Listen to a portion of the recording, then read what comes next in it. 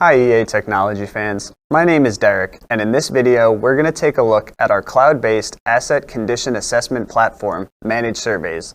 With Managed Surveys, you can transform your UltraTev Plus 2 from a standalone unit into a key component of a fully integrated partial discharge assessment solution. Managed Surveys is all about consistency. Planning, measurement, results, analysis, trending, and reporting is all handled on one end-to-end platform. There are a lot of great features to discover with Managed Surveys, so let's get right into it.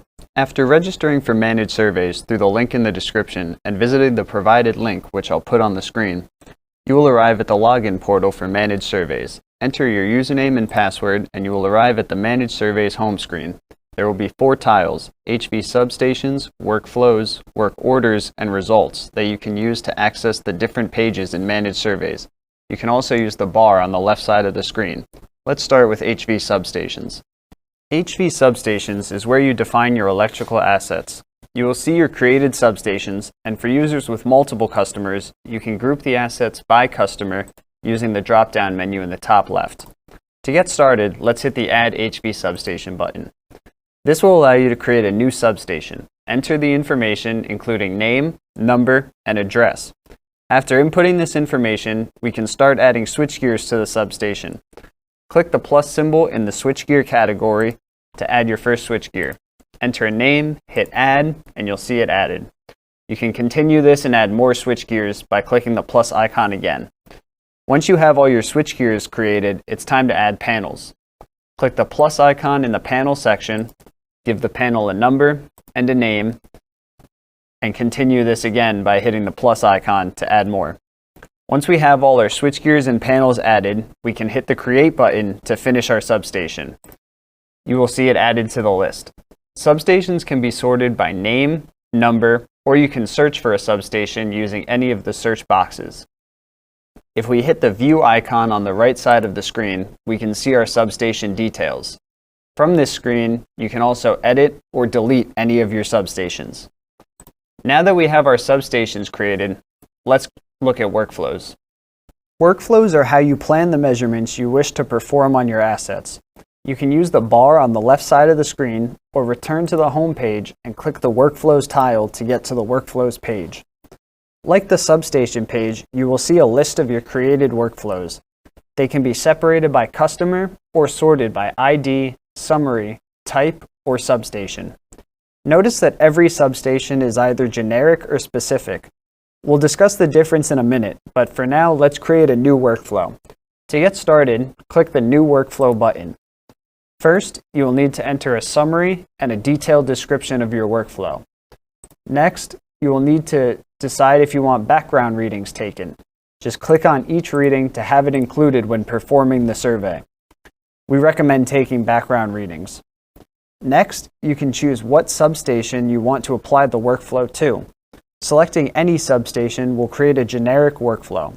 These are useful when not all the information about the substation or the needed measurements are known. They give a good starting point, and if additional measurements are taken during the survey, a complete workflow can be generated from the results. Specific survey is for substations where all the information is known and a full workflow can be created. After selecting this option, you will need to select the substation and switchgear that the workflow is for. Next, choose the cable naming convention that applies to your substation. And finally, on this page, we can add custom questions to be answered during the survey. There are 2 question sections. The only difference is when they are asked during the survey.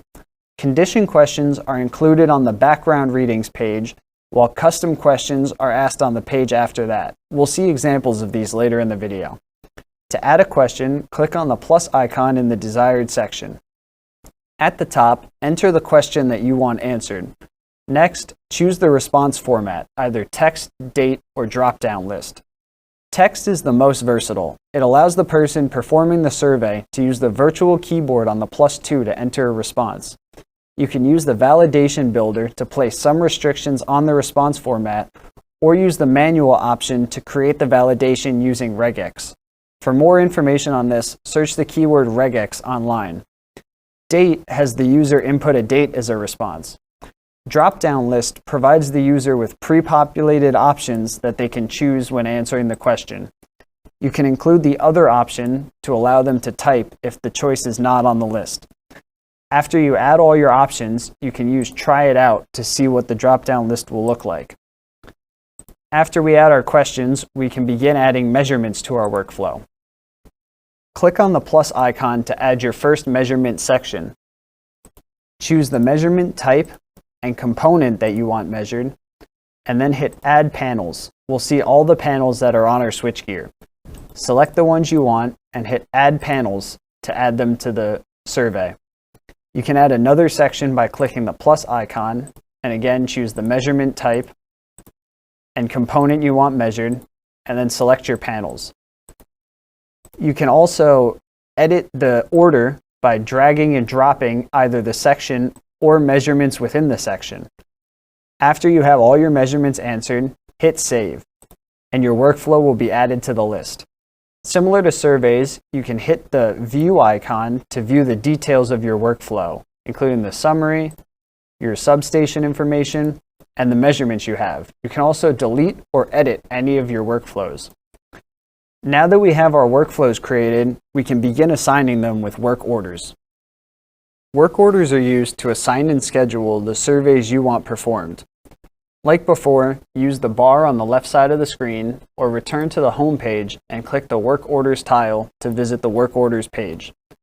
We can see our list of completed work orders, and again, they can be separated by customer or sorted by number, substation, start date, completion date, status, or assignment.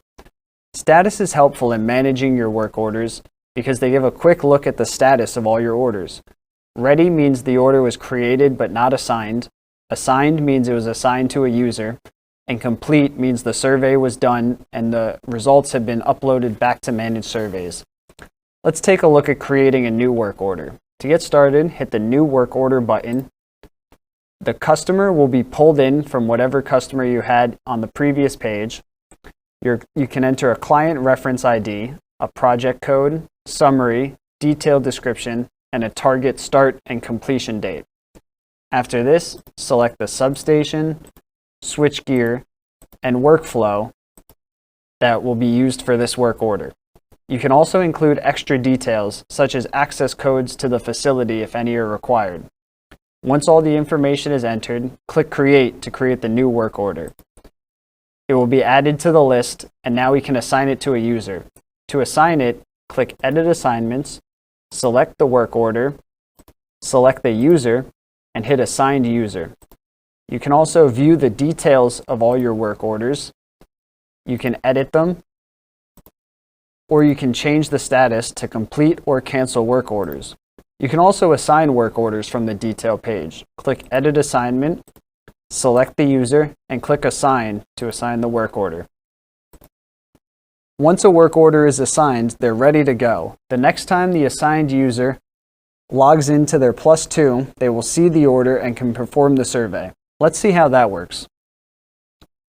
On the home screen of the +2, we can see the Substation360 tile. This is where we can download our work orders and upload the finished results. Your instrument will need to be connected to Wi-Fi. To learn how to connect your +2 to Wi-Fi, check out our UltraTev +2 management video. The link will be posted in the description. To log in, hit Substation360, New User, and hit the check mark. When logging in for the first time, you'll have to enter your username and password. I'm just going to blur out my information. Enter my password.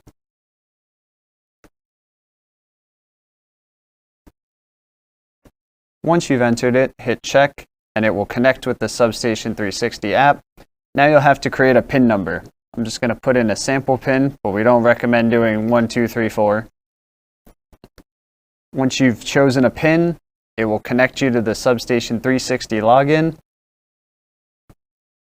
Once we've logged in, we will see work orders and upload. Go to the work orders page to see all of your assigned work orders. If you don't see one that you're expecting, you can hit this middle button to sync it with the Managed Surveys server. When you find the work order you want to work on, you hit the check mark, and it will bring you to the details page where you can see all the information about it, including the address and any extra details that were added.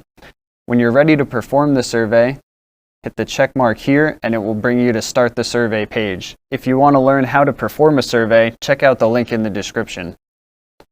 Once you've finished performing the survey, return to the Substation360 tile and go to Upload, and you'll see all of your saved zip files. Select the one you want and hit the check mark. If you want to upload multiple files, you can hit the middle button to upload every zip file that's in this page. Once the surveys are uploaded, we can return to Manage Surveys to view the results. From the home screen, click the Results tile to visit the Results page. Here we'll be able to see all of our uploaded results, and once again they can be separated by customer or sorted by status, result date, and substation. Status gives a quick overview of the algorithm's determination of the measurements. Green means it doesn't think any PD was detected. Amber would mean possible low-level PD, and red means possible high-level PD. You'll notice the Submit Result button in the top left. This allows you to upload results right from your PC in case the +2 could not access Wi-Fi or if the survey was performed before using Managed Surveys. Clicking the View icon on the right side lets us see the results in greater detail.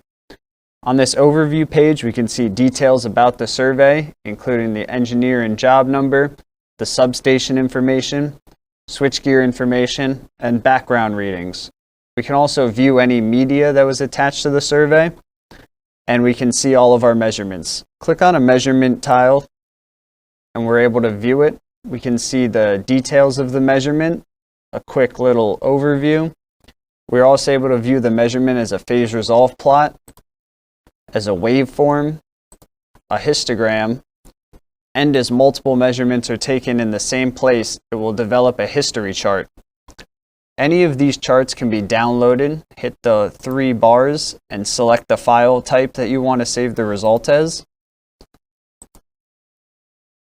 And for ultrasonic measurements, you're able to listen to the audio file right in the platform. On the results page, there's also My Results, which are results that your account has uploaded. So since I'm logged in right now, I can see all the results that I have personally uploaded. There's also My Partial Results. This is where surveys where it did not exactly match the switchgear information in the workflow. So if you have a partial result, you can hit the View icon, select the customer that this was for, the substation you want it to apply to, the switchgear that you want it to apply to, and now it can match the panels to the ones in the switchgear, and you can resubmit the results to have them added to your results list, and it will also update the panels in the substation page. That's everything you'll need to know to start using Managed Surveys. We hope you found this video helpful. Remember to check out the links in the description below to register for Managed Surveys and to find other useful content. Thanks for watching, and we'll see you in the next one.